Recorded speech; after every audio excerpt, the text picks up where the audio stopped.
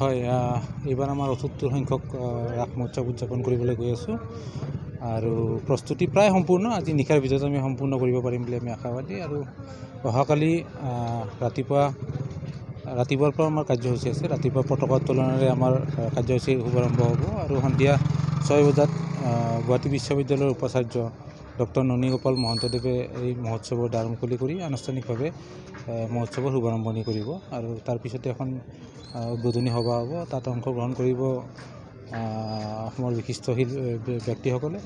তাৰ ভিতৰত আমাৰ পলাশবাৰী ৰাস মহোৎসৱে প্ৰতি বছৰে এখন স্মৃতিগ্ৰন্থ ৰাসক্ৰীড়া প্ৰকাশ কৰি উলিয়ায়। সেইখনো অহাকালি ইনগ্ৰেশ্যন কৰিব আৰু সেইখন ইনগ্ৰেশ্যন কৰিব প্ৰাগনিউজৰ CMD ডক্টৰ সঞ্জীৱ নাৰায়ণ দেৱে।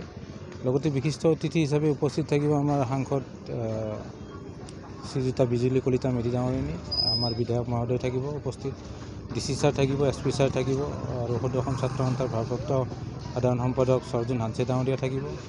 ইয়াৰ উপৰি আমি শিল্পী হিচাপে আমি সম্বৰ্ধনা জনাওঁ প্ৰতি বছৰে।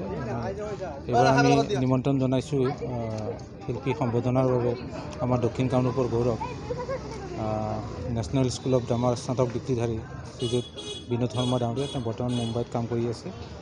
তেখেতক আমি শিল্পী সম্বৰ্ধনাৰ কাৰণে নিমন্ত্ৰণ জনাইছোঁ। এনেদৰে অহাকালি কাৰ্যসূচী আমাৰ আছে। কিমানমান ভক্ত আহিব? প্ৰতিদিনে 1 লাখ ভক্তৰ আমি সমাগম দেখি আহিছোঁ আৰু এইবাৰো তাৰ ব্যতিক্ৰম নহ'ব বুলি আমি আশা ৰাখিছোঁ। আৰু ভক্তসকলৰ পৰা কিবা সুৰক্ষাৰ ব্যৱস্থা কৰিছে? সুৰক্ষা ব্যৱস্থাটো পলাশবাৰী ৰাস মহোৎসৱত সুৰক্ষাৰ ব্যৱস্থা আমি যথেষ্ট কনচাৰ্ণ এই ক্ষেত্ৰত আৰু আমি যিমান পাৰোঁ দৰ্শনাৰ্থীৰ সুবিধাৰ কাৰণে যিমান পাৰোঁ আমি চেষ্টা কৰোঁ। আমি ভাৰত স্কাউট এণ্ড গাইডৰ পৰা স্কাউট নিমন্ত্ৰণ জনাইছোঁ। তেওঁলোক থাকিব, আমাৰ নিজা ভলেণ্টিয়াৰ্ছ থাকিব, পুলিচ প্ৰশাসন থাকিব। গতিকে গোটেইখিনি মিলি আমি এটা সুপৰিকল্পনাৰে আমি আগবাঢ়িছোঁ। মনোৰঞ্জনৰ বাবে যি মীনা বজাৰ আনন্দ মেলা থাকিব, এইটো আমাৰ পলাশবাৰী ৰাস মহোৎসৱৰ এটা অংগ। মনোৰঞ্জনৰ কাৰণে আমি সেই অনুষ্ঠানটো থাকে, এইবাৰো আছে, তাৰ ব্যতিক্ৰম নহয়। ইয়াৰ উপৰি আমাৰ প্ৰতিদিনে সাংস্কৃতিক মঞ্চত বিভিন্ন সাংস্কৃতিক অনুষ্ঠান চলি থাকিব।